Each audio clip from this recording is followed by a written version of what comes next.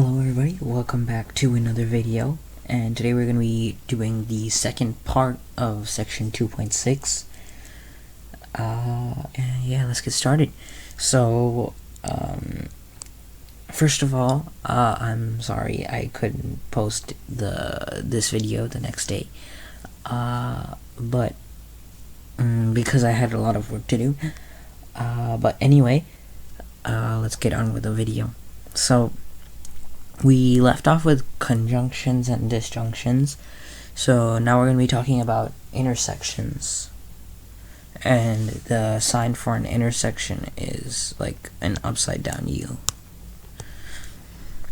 And an intersection is when two equations, sorry for the grammar mistake, but it's when two equations have overlapping solutions, such as x is greater than 1 and x is greater than -2. So, on our first example, we have solve the conjunction 3x plus 1 is greater than -5 and 2x plus 5 is greater than 7, and we need to graph it on a number line. So we're just going to solve each inequality. Hopefully you know how to do that. If not, I have videos on inequalities. I have videos on inequalities, which you can find in my channel. But anyway, so we solve it, and we get x is greater than -2, and we also get 2x is greater than 2x is greater than 1. So then we have 0, -1, -2, 1, 2. So we have one at -2 and we have one at 1, and they're both gonna go this way. So what we can just do is we can do that. I should probably do it in a different color. We can do the parentheses or the open circle, and then we just draw the arrow in whichever way it's going. Okay, so now we're going to be talking about unions, and I'm going to explain it. Okay, so the symbol for union is just a U, and I'm going to show how it works in this example. So, we have the disjunction 2x minus 5 is less than -11, or 5x plus 1 is greater than or equal to 6.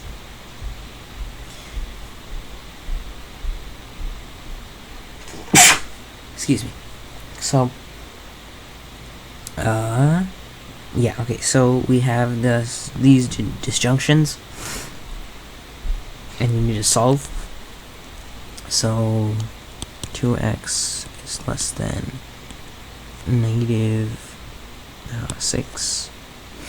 X is less than -3, so that's for the left one, and then 5x is greater than or equal to 5, and then x is greater than or equal to 1. So let's draw it on a number line. -1, -2, -3, -4, -5. And so when we have -3, we're going to draw parentheses because it's not less than or equal to. And then for the other one, we're going to draw the square brackets since it is greater than or equal to. And it's greater than or equal to 1, which means that goes this way. And it's less than -3, which means it goes that way. And that's your solution.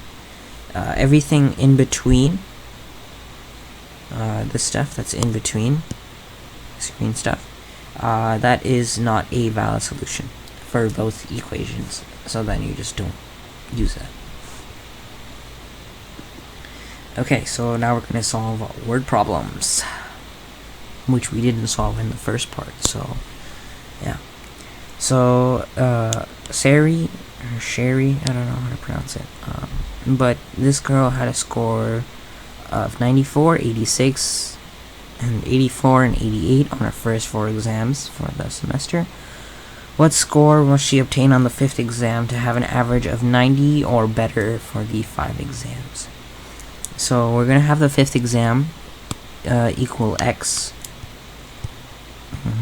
There we go. So we're going to have the fifth exam equal x, and we're going to have 94, 84, 86, and then 88 plus x over 5, and it has to be greater than or equal to 90, since we want, because we want it to be, it says we want it to be 90 or better, so it has to be greater than or equal to 90. So then we're just gonna add up everything, and we're gonna get 94 plus 84 plus 86 plus 88, which is 352. Okay, so that's 352 plus x. So 352 plus x is over 5 is greater than or equal to 90. And we can just multiply both sides with 5. It's greater than or equal to 450. And we're going to get 450 minus 352, which is 98. So she needs a 98 to, she needs a score of 98 or better. Wow, that's a really bad 8. Anyway, 98 or better to get an average of 90. Alright, moving on to the next problem. We have an investor has $1,000 to invest, and this person invests $500 at 8%, and she needs, at what rate does she have to invest the other $500 so that the two investments together yield more than $1,000 or $100 of yearly interest? So we know that she's investing 8% at 500, so we're gonna do 8% of 500, and we do not know the other percentage, so we're just going to use R for our percent, and then times 500, and we want it to be greater than $100. So we're going to have 0.08 times 500 plus 500R is greater than 100. So we simplify that, and we get 40 plus 500R is greater than 100. And we're just gonna subtract both sides with 40 so that we can get 500R is greater than 60. So we're gonna get R is greater than 60 over 500, which is really 6 over 50, which is,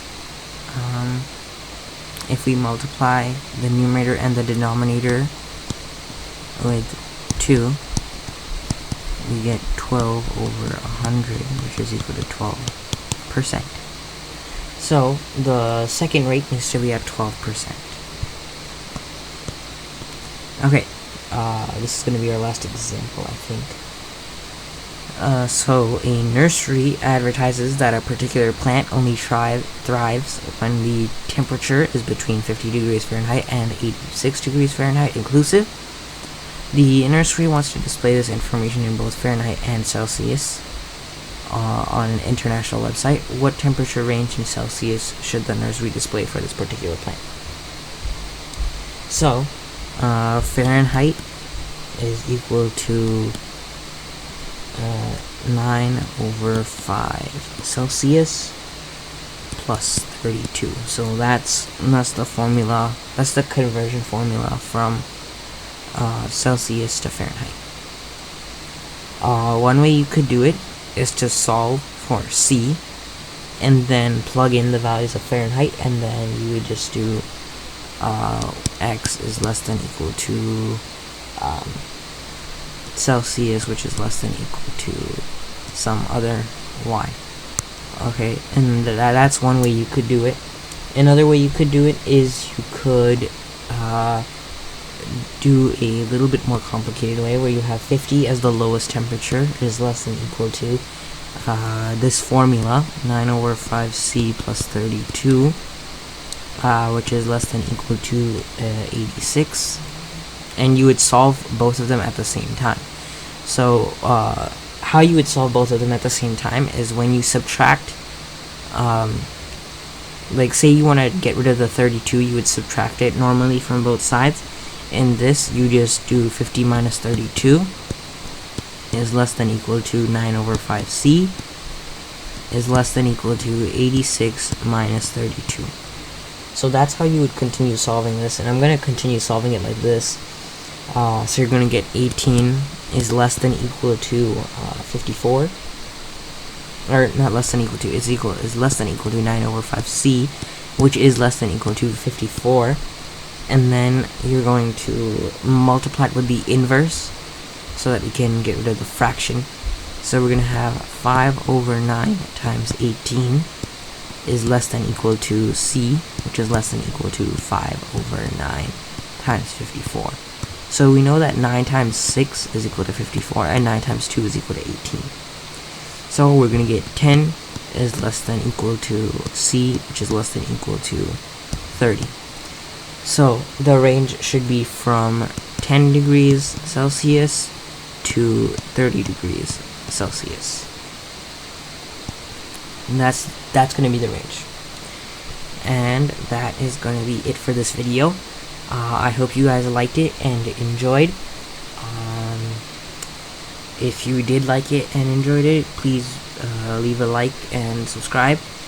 Otherwise, I hope you have a great rest of your day, and thanks for watching.